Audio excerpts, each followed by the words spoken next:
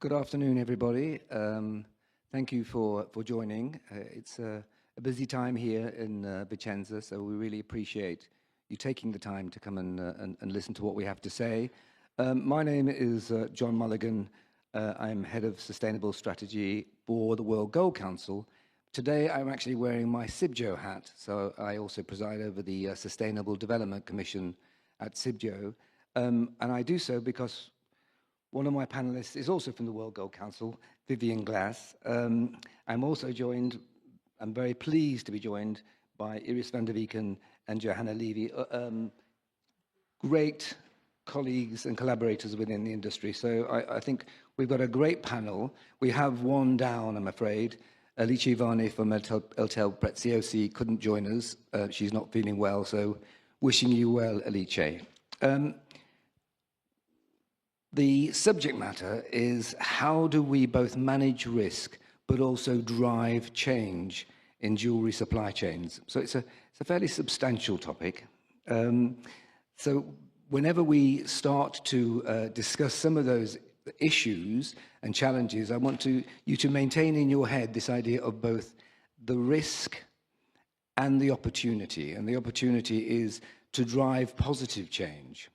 And I'll explain a little, and hopefully we can touch upon why I would like you to maintain that dual perspective of risk and opportunity as I speak later. But first of all, earlier we had a panel discussion, and one of the things we talked a lot about was building capacity, the ability to try and raise the ability of jewellery supply chain participants, jewellery companies, everybody along the supply chain.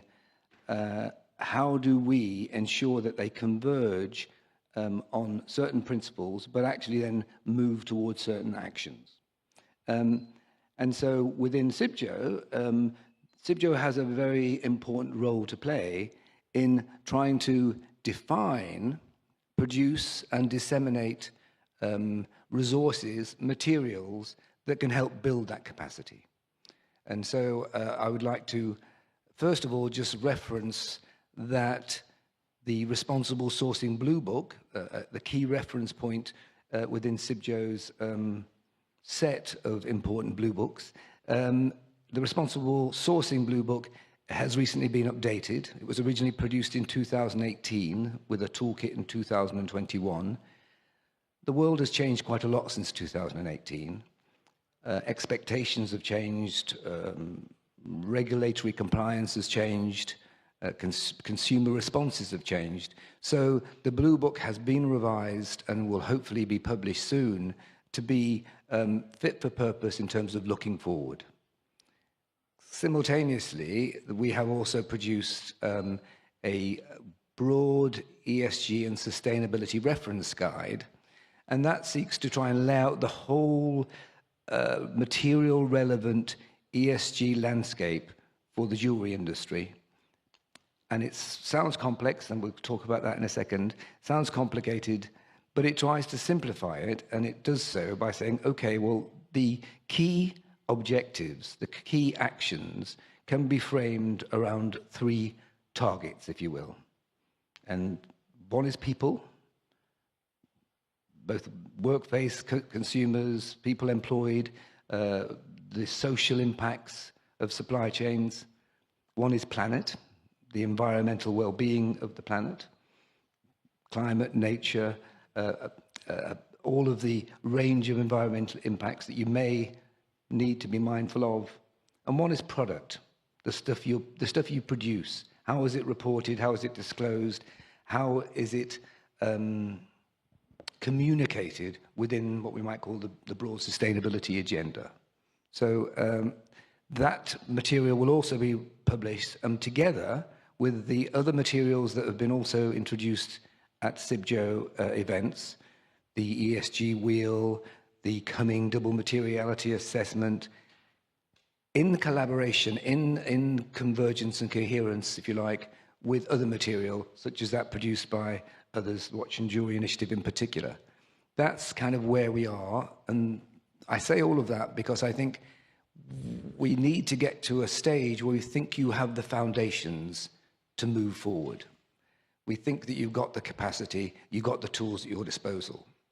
And come CIBJO's 100th anniversary, we hope to be able to say, these are now all in place, and the question we now have to ask ourselves is what else is needed to move forward? Okay, so that's me setting the context, hopefully plugging some material to come in the near future. Now, it's a large room, but there's a relatively small audience. So if it's possible, we'd like to keep this fairly conversational. If you feel you have a strong response, feel free to stand up and shout, raise your hand. I'd like it to keep it conversational with my guests too. But I'm going to start with someone relatively not new to this audience, but somebody who's come back to Vincenza, which is my colleague Vivien. Vivien, I just want to kind of, first of all, start with, you've come to the World Gold Council, you've experienced the jewellery industry for quite some time, you've been involved in responsible sourcing and sustainability initiatives.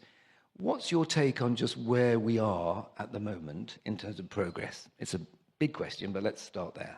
Well, thank you, John. That's a really good question. And thank you also for having me on the panel today, and to CIBJO for hosting and for bringing us together. When you say I've been in the jewellery industry for a long time, you're not wrong. You mentioned the 100-year anniversary. In fact, this is my 25th year of being in the jewellery industry. So I feel very much like I'm among family. And it's lovely that we've got some audience members that look familiar too. Coming to your question, I would say that we are at quite a pivotal point. So over the course of the years that I have been involved in seeing different initiatives progress and being conceived of and developed, there's been a few highlights. There's been a number of years where it's felt frustrating, and it's felt as though there hasn't been enough happening, and a little bit of impatience to see development occurring. But I think some of the big moments for me have been certainly within the World Gold Council, the development of the responsible gold principles, and the work that CIBJO has been doing as well across the industry, and to really bring that collaboration around standards and harmonisation. I think the changes that I'm seeing on the landscape from standards is really the move perhaps from these sort of global non-binding standards to, in some cases, regional or even national binding standards. And I think that's going to change how we respond significantly as well. So having ourselves equipped, having those tools and resources at our fingertips is going to become really, or it is already really essential. I would look at some of the issues around reporting and transparency as being something that's sometimes overlooked. I think with that drive to develop standards or to achieve standards, we can all be a little guilty of not taking the time that we need to actually reflect on how those are being implemented. Where are the gaps? And the reporting tools that we have and the transparency enablers really that we now have, we have digital options as well, allow us that reflective opportunity. So I think that's where we can start to now pull together on standards, consolidate and really collaborate. So for me, although it's pivotal, and we've been quite, I think as an industry, quite cautious, some people would say a bit conservative, with due reason, because we're dealing with high value goods. We know that whatever changes we make to our supply chain, these can have a really significant effect upstream. And by that, I'm talking at a mine level or producer level. So it's right that we take care. It's right that we give it enough thought. But it's also about moving things forward now with that intention and with the ability to also reflect and report. Thanks. And you mentioned, and it's a word we keep using, collaboration, kind of pulling together, I think was the phrase you used. I should acknowledge that for some of you, having myself and Iris and even Johanna on this stage is nothing new. We share the stage fairly regularly, and that is because we have started to be more collaborative. to be more convergent in our different roles. Iris, given what I've just said, and given the fact that Watch and Jewellery Initiative is by its nature a collaborative venture, what does collaboration look like to you in practice, and what specific challenges may it overcome? What are the things you're trying to really address in pulling people together? So first of all, good afternoon, everyone, and it's always good that people are in the audience after lunch, so lovely to see you.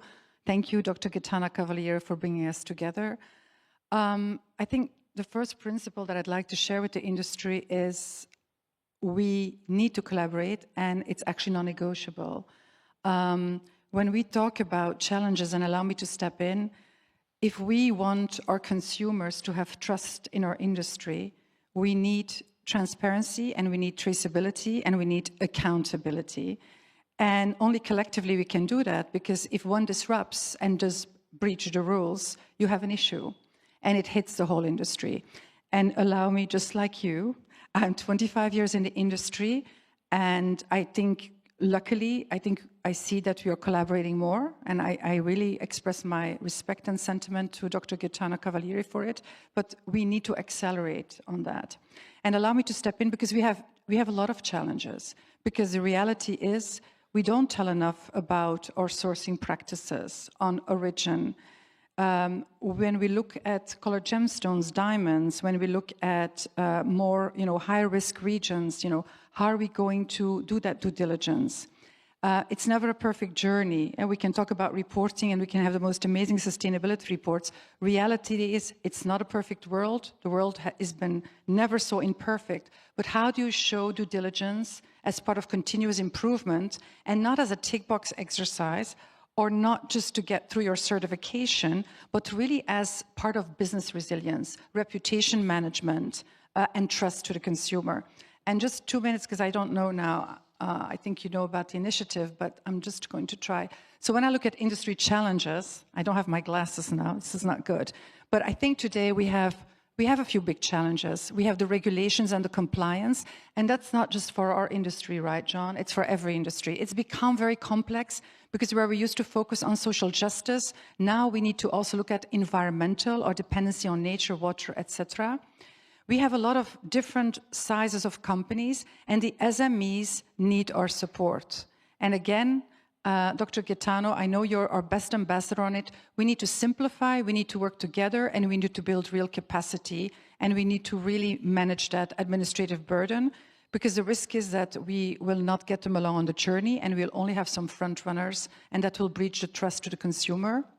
And then finally, if we want reliable data for product passports, and this is coming, it's not only coming for Europe, it's also what we see that the millennials, the Gen Z, and the Alpha generation, they're asking much more information on product. So that means is, yes, you need a standard on your management systems of a company, but if you go to product level, you need data on so many components. So you need the architecture and the framework to do so. So I think these are a lot of challenges, but I also am a positive optimist. I think we are all like that, otherwise we would not be here. I also believe the solutions are there. We have the Code of Practices of the Responsible Jewelry Council, we have a chain of custody, we have the Gold Principles Group, we have the CIBJO Blue Book, we've got all these materials, but how can we bring them to you, but also to use them, and for us to make them better, because I think that's also our task, to make them more practical. And I reference now Dr. Gaetano, we had really interesting meeting on this, because we need to also simplify and maybe put our ego down and just sometimes admit it doesn't work and we need to do it better. So, and I think that's where the initiative steps in, with humility, in collaboration with other organizations. We are a unique, we believe we have a unique role to be complementary to many leading organizations in building solutions that are scalable, aligned with regulations for all sizes. And what we also have been doing on building technology behind that, to be able to give those dashboards and management systems for your proof points. Thanks, Iris. And you touched upon a few points I'd like to just kind of dwell upon for a moment. You mentioned the role of CIBJO, and I said I'm sitting here today as a CIBJO representative and officer of CIBJO.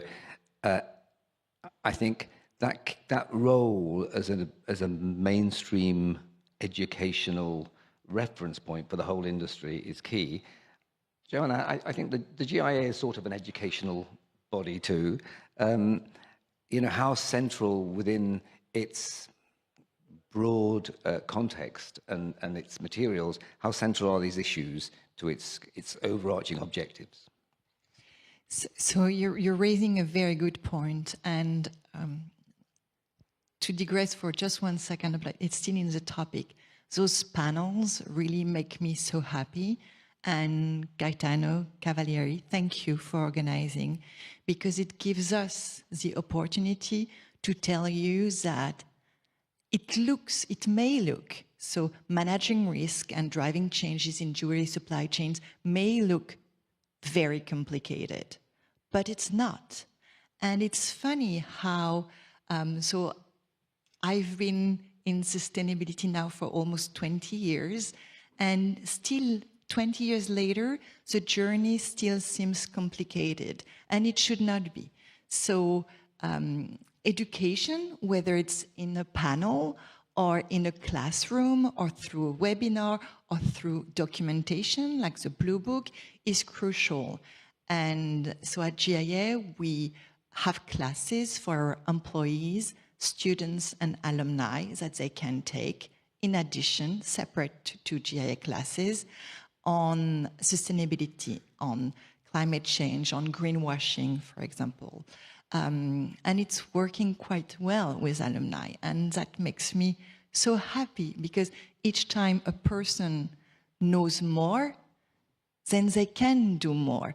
And what I love also to recommend is there are several ways to start the journey. You can start by reading the great CIBJO material. You can start by joining a fantastic organization like Watch and Jewelry Initiative.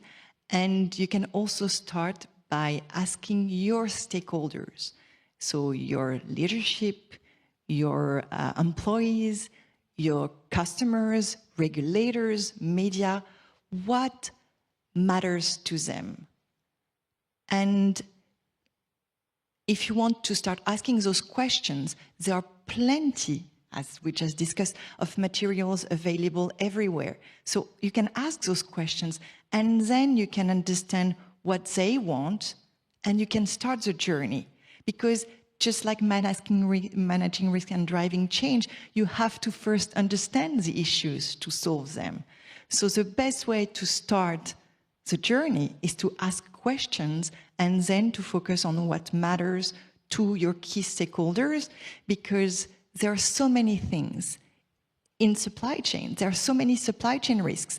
As you mentioned, people, planet, profit. What was the last one? Product. Sorry. Well, but profit is important, because without profit, there is no sustainability. You have to be financially sustainable also. But so what is the P that is the most important to your stakeholder? And then you can start the journey there. And you can, by engaging them regularly, you can also evolve the journey, because priorities change, and it's okay. And you don't have to do everything. It's okay. But what you have to do is start the journey. Thank you. You're echoing something I said last year, so it's good it's not just me saying, let's get started. I'm going to ask you a little more about that, because is there anything, you mentioned this encouraging stakeholders to ask you questions. Are there any particular issues that they're prioritizing for you and your stakeholder group? Is there any issues that are highest priority? So what we did, I joined GIA in 2022, and just like the CIBJO Blue Book, I have my own Blue Book, where when I join an organization, I know what I want to do. And the first thing that I do is I do a materiality analysis. So I literally go to all my stakeholders and I ask, what is a priority for you? Is it, let's say, data privacy? Or is it human rights in the supply chain? And by engaging several stakeholders, you will have several priorities, because if you talk to your data privacy team, they will likely say, oh, that's a priority. And if you talk to your procurement or to media or regulators, they will say, oh, supply chain is a priority. So by engaging several stakeholders, you will have a good view of your priorities, and then you rank them. And it's an exercise, I think it has an ISO guideline. So you rank them in order of how those issues may impact your organization and how can you help solve them? Because there are things that will impact your organization, but you can't do anything on them. Geopolitical issue, your leverage is very low. So a materiality analysis literally gives you a matrix with themes, prioritize, and all the large actors in this industry have one. So you don't even have to start from scratch. You just go online, you Google materiality matrix, and you enter, all the big groups in the jewelry industry, and you will see their priorities. And then you can, ask your stakeholders about how they feel about those priorities and do your own based on the work that was done. And to echo what you said, I truly love sustainability. This is really, I love what we do because also it's pre-competitive. So you can call any sustainability person in any organization and they will help you, because it's not about competing. It's about together enabling this industry to be more and more resilient. That's really the only goal. That's it. Thanks. Iris, I think that question of materiality, that kind of key point of materiality, I think you had something to say? Well, I think materiality is important for any company, like you say, and I think it's an exercise. But when we talk about materiality and relevance, of course, looking from big brands, or if you go from mining to retail, often we see that the biggest risks lies, of course, in tier 1, tier 2, tier 3, tier 4, tier 5 suppliers, very small components depending on the regions, etc. And I think that's where there's such a need to build capacity. And there's such a need to collaborate. And when we talk about supply chain, I just want to make a comment that today in the legislation of Europe, it's not just supply chain, it is a value chain. So this also means it includes all your service companies. So this is quite, this requires quite some homework to do. And I think one more component I would like to share about this is also governance. How can you see that you embed sustainability not as sustainability, but as part of your business strategy? Too often I see companies disconnected. Yes, they have a sustainability department, but it's not connected to the CEO office. It's not connected to procurement. It's not connected to marketing. When we talk about claims, when we talk about procurement, buying, yes, you need to have your products on time. You need beautiful designs, you need craftsmanship, all those components, but you need trust and traceability. So to put all of that, that means this is cultural transformation of an organization and a value chain. And I think that's where we really need to push now, because we're all, there's so much happening in the industry, and there's so much also happening on consumer choices. So if we want to stay attractive, trust is non-negotiable. Non-negotiable.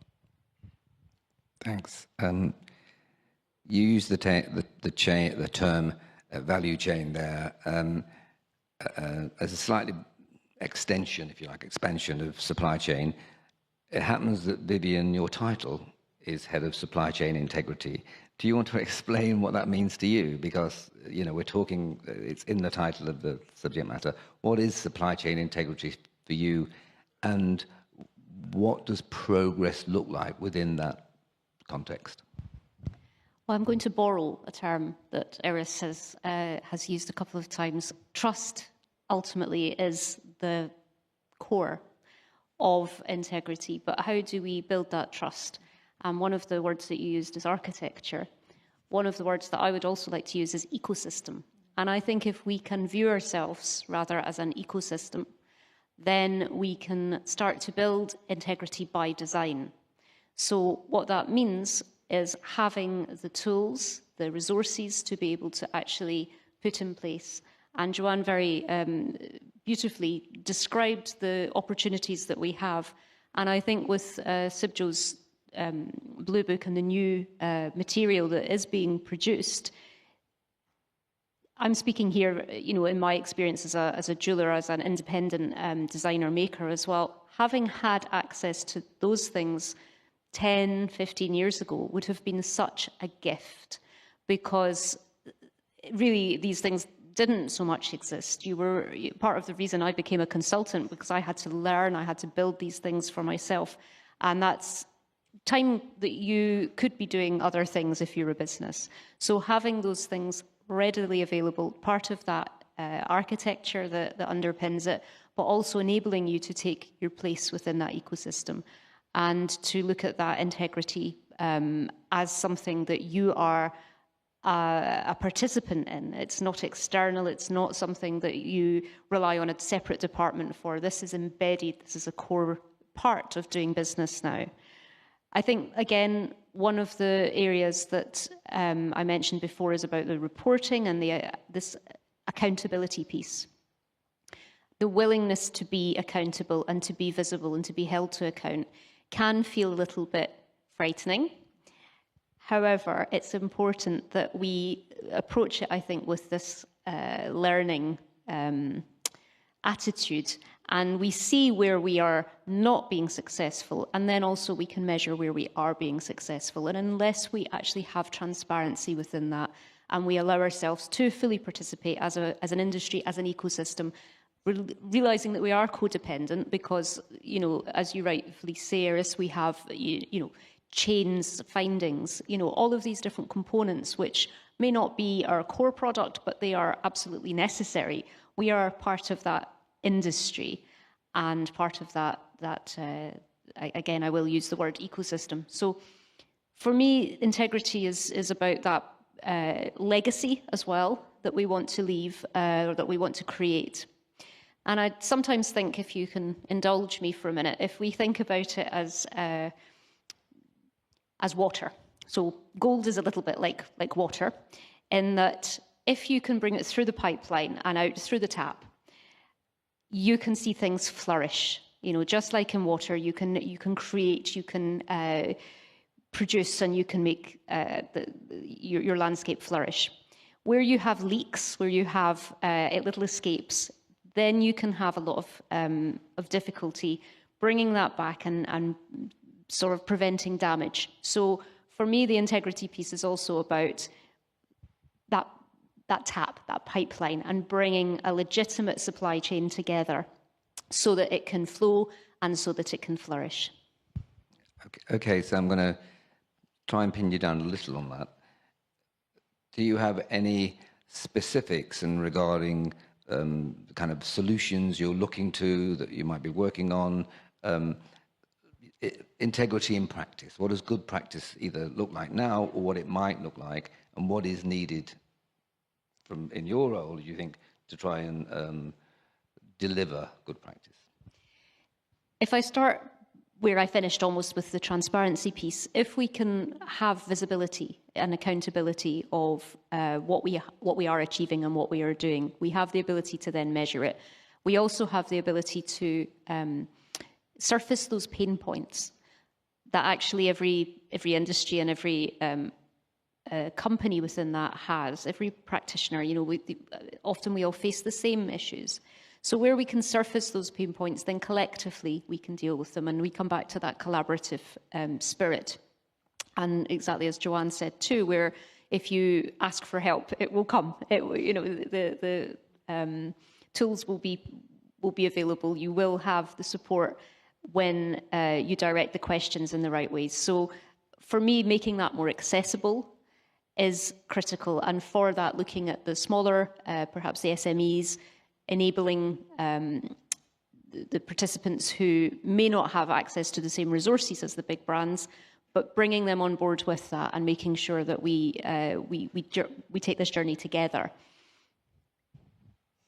Thanks. I'm mindful of the fact that we obviously agree a lot. We have a shared vision, and I think that's a good thing. I think that's what we frankly all need. But we also have to acknowledge not just the challenges, but the potential obstacles and pinch points, the things that might, frankly, get it in our way or in the way of others trying to act. And I'm going to ask each of you to try and either highlight some specifics or at least describe what you see as the major obstacles for progress over the next few years. And Johanna, you're looking troubled, but I'm going to come to you. So I see two. So we've already talked about education, so understanding. And the second, I think it's, we see governments pushing more or pushing less on sustainability. We saw that in the past, let's say, 7 years. We went from not much to a lot and to much less. And somehow people think that it will disappear. That, you know, but let me tell you, sustainability will not disappear. Understanding and driving change in your supply chain, whether you're working in the jewelry supply chain or sourcing cotton or mining cobalt, or you name it, agricultural, cocoa, sustainability is here to stay. Because understanding the risks and explaining to your consumers, what do you do? What do you do to make it better? Those questions from consumers, from, as Iris mentioned, from younger generations, those questions, it's like a Pandora box. Once they started, they don't stop. And when you think about the product passport in Europe, when you know where your coffee comes from, when you know where your washing machine comes from, when you know what everything comes from, then you will ask where your jewelry comes from. And when you know that 80% of colored stones come from small-scale and artisanal miners, how do you source that? What do you do? What can you do to drive change in the colored stone supply chain? Same thing for gold. I think it's about 15%, 20%, small, 20%. And in the gold supply chain, mercury can be used, which destroy not only the environment, but communities, kids.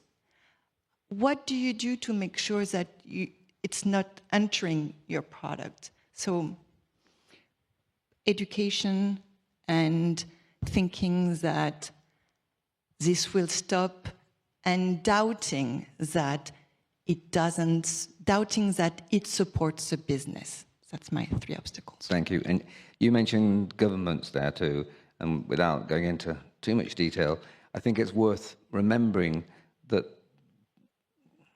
there are political cycles, like there are economic cycles, and they increasingly have a tendency to kind of flip-flop, oscillate. The problems, as you also say, endure. They're constant problems, most of them, and therefore we need enduring solutions. Iris, what is for you, I think, the primary or likely obstacles to enduring progress? Leadership. Mindset. Like I said, I don't even like the word sustainability. It's really about business resilience. If we want our industry, if we want the desirability for our industry to continue, if we want people to choose jewelry, we are accountable. And does it mean we need a law for that? To respect human rights, to be sure that our gold or silver or metals or diamonds or colored gemstones are not associated with any criminal practices? I don't think so. So for me, it's really about a mindset, a leadership mindset, the willingness to see this as part of, part of doing business, and also acknowledging that it is not a perfect world. So we do not need to tell the consumer a perfect story. We need to tell the consumer a credible story of progress. And to know progress, we need a baseline and to understand where we are, and then to be able to say, look, this is our industry, these are our materials. Yes, we have issues like all other industries, let's be clear, But this is what we're doing about it. And we have the RJC with the standard, we have CIBJO doing the blue books, connecting all the dots, we have the Gold Principles group, we have GIA doing education, but we have a unified vision. And today, that unified vision is hopefully being built. And again, I think we have a fantastic leader here in the room with Dr. Gaetano Cavalieri, but it's very dangerous if we're not going to do that. And in my view, it's leadership mindset, the willingness, the genuine willingness to collaborate now, to protect the industry and to continue to have that desirability for what I call not a product. What we create is art. Vivien, do you have any insights or opinions on where the pinch points or obstacles might be? I think the ones that often are described are at any transformation point. So I think we're familiar with, certainly in the gold supply chain, that we lose some visibility perhaps in refining. And, unless you're segregating supply chains, there can be a tendency to focus on traceability perhaps.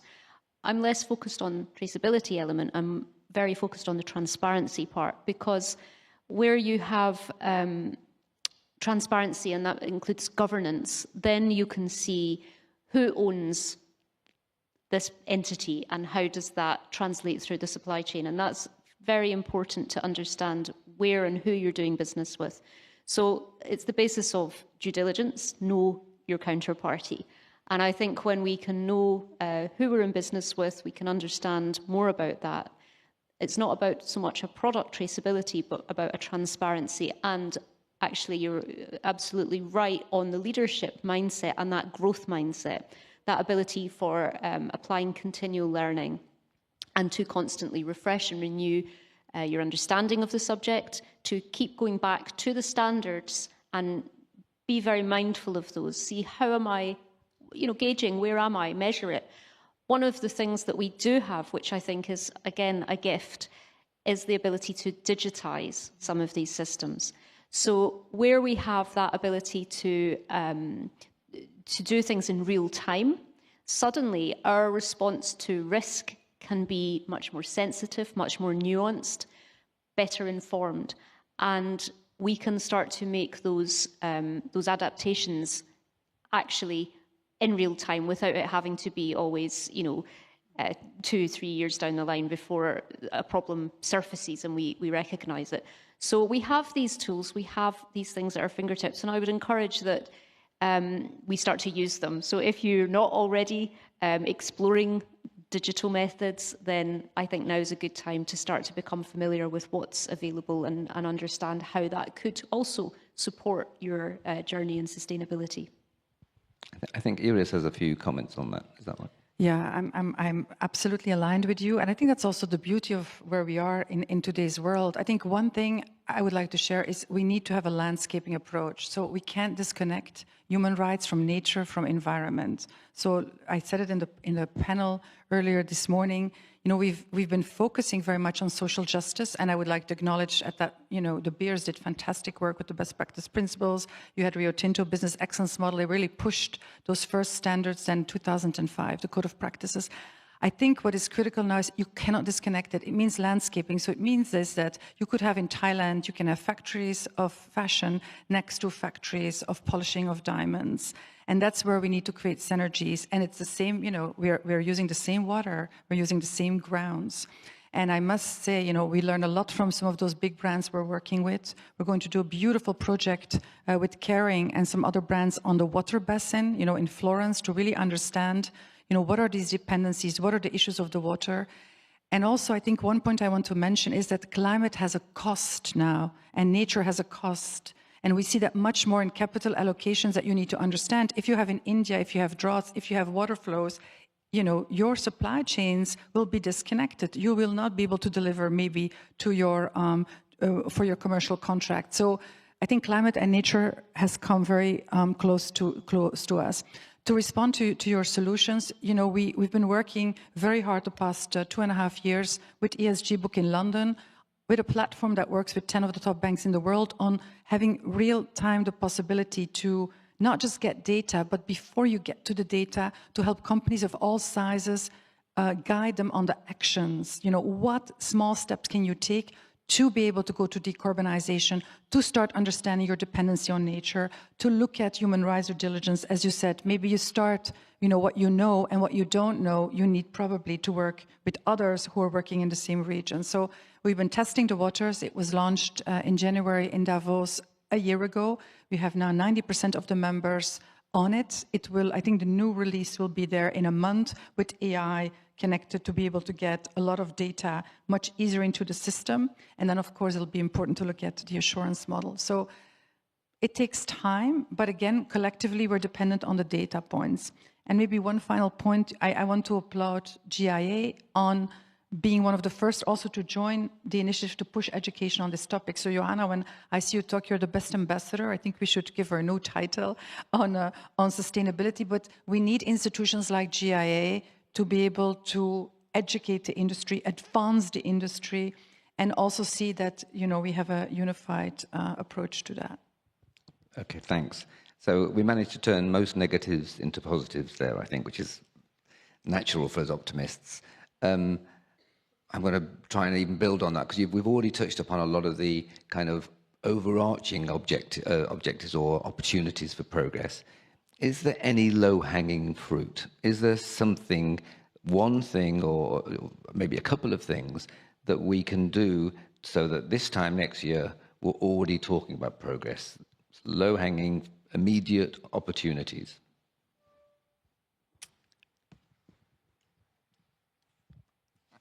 So, moving back to same discussion, I think Iris was also there last year, when we're talking about biodiversity, and then I said it's very simple, and then somebody came and was like, yeah, but if you don't have anybody on your staff, it costs money, because you need to bring an expert, or at least free some time of somebody who is willing to educate themselves. So I want to be careful about low-hanging fruit, because maybe they're not that low. Maybe you still need to kind of, be on your tiptoes. But for me, the first thing is explore, understand, and identify the risk in your supply chain. So you know your first-tier supplier. You know them. Do you know your second-tier supplier? Do you know your third-tier supplier? Where can you go? And just doing that exercise, asking those questions, it's already it's already the first very much needed step. Like, go beyond the tier 1, tier 2, tier 3. Try to push your supplier. Maybe that would be my answer. The low-hanging fruit is pushing your tier 1 supplier to give you more information on their supplier. And not maybe, let me walk that back. It will create a ripple effect. So I'm going to, that reminds me, should I say, of Alice Vani isn't here, but if she were, I'm going to put words in her virtual mouth. She often says we should move beyond know your counterparty to empower your counterparty. And that you, as a part of the chain, can try to find how to build that capacity with your supplier. Does that resonate with anybody? Do you have any thoughts on that idea of how do you, as a responsible business, actually seek to empower your supplier? When you empower, you first educate. And I think today, when we think about the SMEs, for me, the priority is compliance. Let's not break the law. Let's start with compliance. It's a low-hanging fruit. Yes, yeah, a low-hanging fruit. Not break the law. The law. And then going beyond that, don't start everything at the same time. So I would say, depending on the region you're in the world, I would start fundamentally with human rights within your own enterprise and within your tier 1 to tier 3. So then you will know, the basics, right? The hours, the wages, the over-hours, seasonality, Christmas, Valentine, what we know, the chemicals we use, the very basics. And that's, we've got great open source tools, also from the RJC on that. And you use it, you check it, what you have, and then you can go further. But I think for me, fundamentally, human rights is essential. But I just want to inform the industry, and I am not here to preach, but we need to get ready for the whole climate strategy. We need decarbonization, we need electrification, we need green energy, we need to understand our water dependency. And that means is we need mechanisms, and you talk about architecture and ecosystem, think about, regions where we are united. We have, we think about in India, Surat, in Italy. I think that's the beauty now, what Caring is going to do in Italy. But we want to develop a model, and maybe we can replicate that and learn from that. But let's not reinvent the wheel. So if tomorrow CIBJO has a no tool, I don't have to reinvent the wheel. I will use it, respect it, give recommendations, just as we are doing now. And I think we really need to get this right with the SMEs. Vivien, I think you had something to say. I was just considering the question of low-hanging fruit. And one of the things that's the absolute beauty of the World Gold Council, and I think sometimes maybe is overlooked, is actually the fact that our members are all conformant with the responsible gold mining principles. Now, if you haven't looked into those, I would encourage you to look at those, because there is a easily accessible supply chain of gold, which has got an absolute plethora of positive standards behind it, and the way that the members have actually lived the values is quite inspiring. One of the things that has been really inspiring to me, I'm quite new to the role, is looking through the website and seeing the journey videos which our members have made. So there's Gold, the journey, and then there's the journey continues. And it's sort of, when Joanne was talking about this idea of the journey, that's sort of what planted it in my mind. If you want some inspiration for how this actually comes to life as well, at a mining side, I would encourage you to take a look at those videos. And then I think you'll also feel as optimistic as we do in what's actually being done at a ground level. Well, beyond compliance, I would also say for those companies in the room that are really want to understand, the introduction, I would say the ABC to introduction to climate, to nature, to inclusiveness, I would really invite you to take contact. I have two incredible people of my team here, Nicola and Mia, because we have an SME model, and we worked on this very closely also with CIBJO on these topics. And one is interactive, but second, there's also help desk sessions. So if you just want to say, okay, you know what, I haven't done anything on this, I don't know yet my strategy, but at least let me understand the baseline, let me understand the frameworks that exist, let me decide for my company what would be the choices. I think only even the awareness that you will know more about the topic, you will hopefully be inspired to do so. And I think it's also a really credible narrative, towards the consumer. What are you doing? What are we doing as an industry to deliver a beautiful product, but also with positive impact on the world? Thanks, and I think we're getting near to the end of time, but I wanted to ask a slightly, probably tricky question. And that is, there's been an assumption for a long time that consumer demand would drive some of this progress. That the consumers were very active, they may be even willing to pay for progress. Now, correct me if I'm wrong, but we haven't really seen that on force. We haven't seen the growth in premiums that explicitly link to certain performance. Is that assumption just simply wrong? We should abandon it? Should we say, well, we are the supply side and we should drive it? Or, and by we, I'm talking about a theoretical we, but So I recall a sustainability conference, let's say 15 years ago, and the consultant was saying, consumers are willing to pay more. And I was rolling my eyes, and I was like, they're not. Surveys continue to sharing that they're willing to pay more, but there is what people say during the survey and what they do at retailer. And what they do at retailer is they don't put sustainability as one of the key things that determine the choice for jewelry. And I'm citing research from the Plum Club published last summer in the US. So price, no.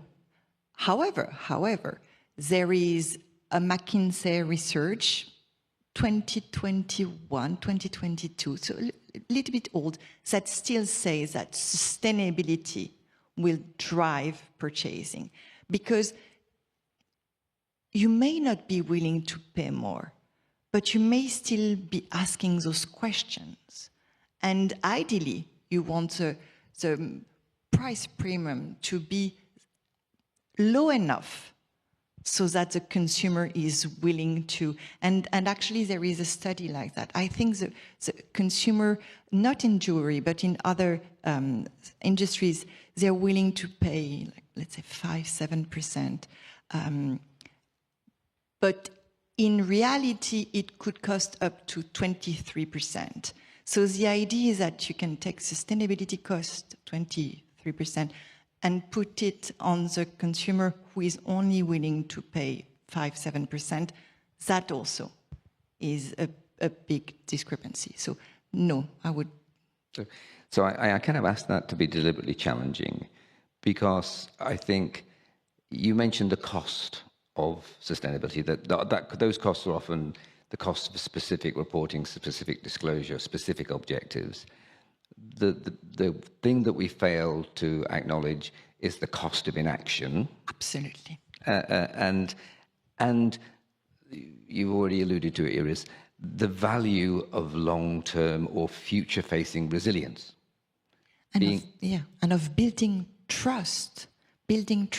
So when you talk about crisis communication in the US, when they tell you to approach your crisis communication response and to drive your message to answer what a normal and ordinary person would expect the answer to be from a responsible company. That's the framework to build your crisis communications material. In the framework, it says responsible. So you want to have enough things to say, to describe yourself as a responsible company, because otherwise, the first crisis, you have nothing to say. You have nothing to say, and that's a cost. Yeah, I think it's about reputation. You don't want to be on the New York Times with your brand, that you have an issue in the supply chain, and then, the whole industry gets hit. I think one thing is important is for me also talent. How do we stay attractive as an industry, that people want to work for industry in the factories, that they don't want to go to, and I'm working also with fashion brands, but that they will choose to work for jewelry, for watches. How can we protect the savoir-faire skills, the craftsmanship? This is essential. And what we see in all research is that today, that generation, and definitely that alpha generation, they are going to choose for purpose. And they want companies to be meaningful, and they want CEOs to stand out and to step up and even have a vision on politics, which is dangerous, which I would not say we should step into. But my point is, they want companies with a soul, and they want companies that are driven on values. And when we think about longevity in the industry, if you really think about the most beautiful brands of the world, and I'm not going to name them because otherwise I look like I'm biased, but you know the Maisons, those are heritage brands. It's all about longevity. They have always existed. And why have they existed? Because exceptional craftsmanship, exceptional, it's about excellence. It's about, about beautiful designs, but also about that trust. We trust them. And I think when we buy that piece of jewelry, we trust it. We go into this boutique, we trust. And that's the reputation. And once that's broken, it's very difficult to turn that around. So, and that's where I always, I feel like I'm preaching now, is that's a collective responsibility, right? Because if one of us in the chain messes up, it hits the reputation of the whole industry. Do you have anything to say? I was just going to say that I think also we have to be aware that the consumers don't always ask the questions we want them to. And it's about listening carefully to what are you actually being asked. And that might be, can you tell me a little more about this gemstone or this diamond? It can be quite subtle. And I think to understand those nuanced questions is important, because that's when you have the opportunity to explore, your understanding of your consumer. But it should never be assumed that they don't know what they're asking just because the question may sound a little lighter. We live in a society now where we are much more connected, we're much more aware. The controversies are very visible and instantly visible. So we need to be able to respond to those in an educated way and in a way that really does solidify that hard-earned trust. And I like what Iris was talking about there. It's a point that I often make too, around heritage and around how we build our legacy and the brands that exist, and how we think about sustainability. It's not just one area. It's around the ability to employ staff over the long term, to keep making impacts, to keep delivering products, and so I think there's a few different aspects there around what the consumer's expectations are, and it's not always a direct question. Thank you. We're just about out of time. I just want to go back to what I said at the start about the making available these resources. Looking forward to the CIBJO Congress, we should be able to take stock, I think, then and say, okay, well, this is what's in place. I also alluded or mentioned at the start that some of us are fairly familiar faces on these panels. What I would like to present to you as an opportunity is that somebody in this audience might be on this panel next time, that you will embrace sustainability, that you'll have something to say, that you will have a position on sustainability, and hopefully you will have used the resources, CIBJO and Watching Jewellery Initiative, GIA, etc., to help you on that journey. So let's not be the same panel next year. I invite one or two of you to join us.